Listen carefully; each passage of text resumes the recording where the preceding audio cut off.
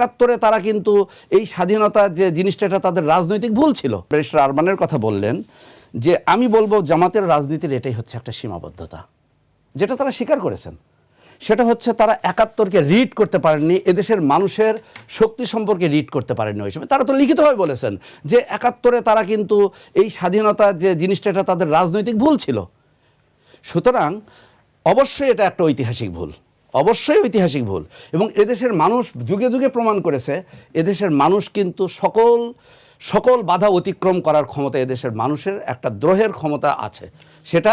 সেটা পাকিস্তানিদেরকে মানে ব্রিটিশ পরবর্তীতে ভারত ভাগ হবে কিনা পশ্চিমবঙ্গের মহারথীদের হাতে বললো ভারত কত ভাগে ভাগ হবে এটা আমরা চিন্তা করি না, কিন্তু বাংলাকে ভাগ করতে হবে। এই যে বাংলাদেশের মানুষ এটা করতে বাধ্য করেছে।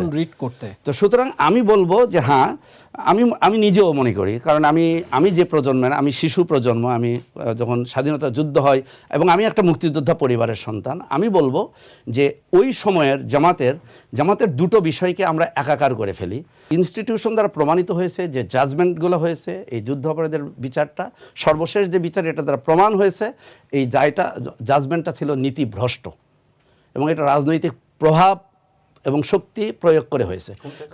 এই যে যুদ্ধ অপরাধের যে বিচারটা হয়েছে, এই যে কাদের মোল্লার রায়টা আপনি দেখেন, কাদের মোল্লার রায় সম্পর্কে পুরা যুদ্ধ অপরাধের বিচার সম্পর্কে মূল্যায়ন আছে।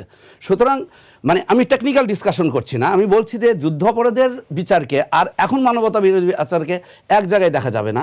ফ্যাসিবাদ এবং হলো আপনার 71-এর সম্পর্কে জামাতের বয়ান দুটো, একটা হচ্ছে জামাত কিন্তু একসাথে দেখা যাবে না। আমি জামাতের বয়ানটা বলছি, জামাত কিন্তু শেখ হাসিনা যেটা করেছেন ক্ষমতায় থাকার জন্য করেছেন, আর 71-এ যেটা হয়েছে দেশের সার্বভৌমত্ব মুছে ফেলার জন্য, কোনটা বেশি অপরাধ? না, আমি জামাতের দুটো বক্তব্য তাদের 71 সম্পর্কে আছে। একটা হচ্ছে তাদের ওই সময়ের যে রাজনৈতিক সিদ্ধান্ত ছিল সেটা ভুল ছিল, নাম্বার 1।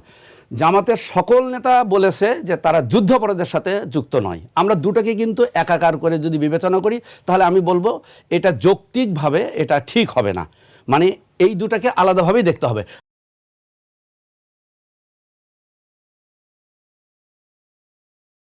যে 70-এর নির্বাচনের আলোকে যে পার্লামেন্ট যে নির্বাচিত হয়েছিলেন তার মধ্যে কি সব সদস্যরা কি স্বাধীনতা যুদ্ধে অংশ নিয়েছিলেন?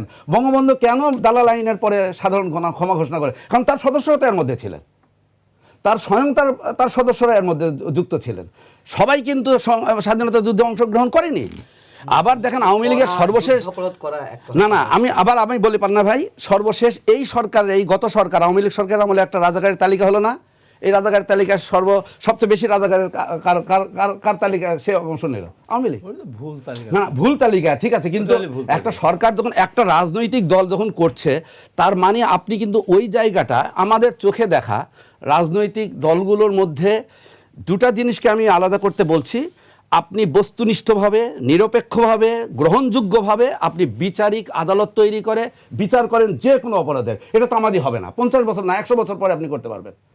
71-এর মুক্তিযুদ্ধের বিরুদ্ধে যারা আপনার গণহত্যার সাথে যারা জড়িত, কিন্তু সেটা হতে হবে বস্তুনিষ্ঠভাবে, তথ্য ভিত্তিক, এবং সেটা হবে গ্রহণযোগ্য বিচারিক। কারা করলো গণহত্যাটা? কারা করলো?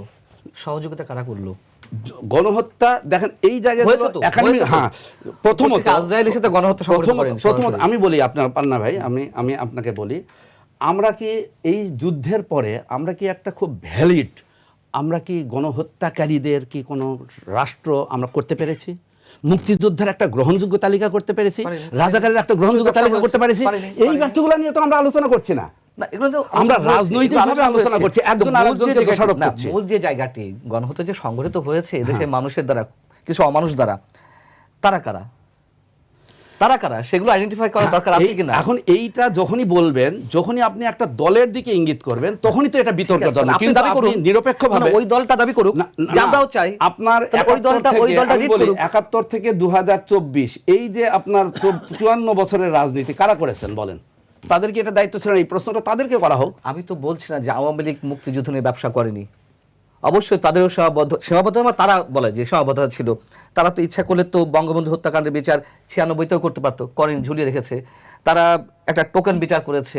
এবং আমি তো এটুকু মনে করি যুদ্ধাপরাধের যে বিচারটি ট্রাইব্যুনালে হয়েছে এটা অবশ্যই দরকার ছিল, কিন্তু যথেষ্ট স্বচ্ছতার সংজ্ঞা হয়নি, এটা আমি নিজেও বিশ্বাস করি।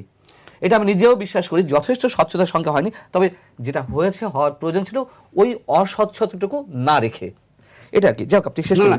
না, আমি জাস্ট 30 সেকেন্ড 1 মিনিটের মধ্যে আমি শেষ করে দেই সম্মানিত সঞ্চালকের। সেটা হচ্ছে যে আজকের যুগটা কিন্তু তথ্য প্রযুক্তির যুগ, আজকের যুগটা ফ্যাক্টের যুগ। এখন অনুমান নির্ভর, ব্লেম গেম, পারসেপশন বেসিস, 54 বছরে কেন আমরা ফ্যাক্ট বেসিসে কথা বলতে পারবো না? এটা আমাদের প্রফেশনাল দায়। আমরা কিন্তু সব কিছু রাজনীতিবিদদের ব্যর্থতার জন্য দায়ী করি, কিন্তু রাজনীতিবিদদের পিছনে থাকে বুদ্ধিভিত্তিক অসততা, পেশাজীবীদের অসততা। আমরা কেন করতে পারিনি? এই কাজটা ছিল রাষ্ট্রের ইনস্টিটিউশনগুলোর কাজ, এই কাজগুলো সেটা আমরা করতে পারিনি। আমি এখনও বলছি, আমি দলীয় বিতর্কের দিকে যাব না, আমি বলছি যুদ্ধ অপরাধের দায় তামাদি হবে না, কিন্তু তার জন্য যেটা পান্না ভাই বলেছেন বা হাবিব ভাই আমি মনে করি একমত হবেন, সেটা হচ্ছে এটার জন্য একটা গ্রহণযোগ্য ইনস্টিটিউশনাল, যেটা নিরপেক্ষ হবে, তারা এই কাজগুলো করবেন এবং করার মাধ্যমে দল মত অপরাধীর বিচার করতে হবে।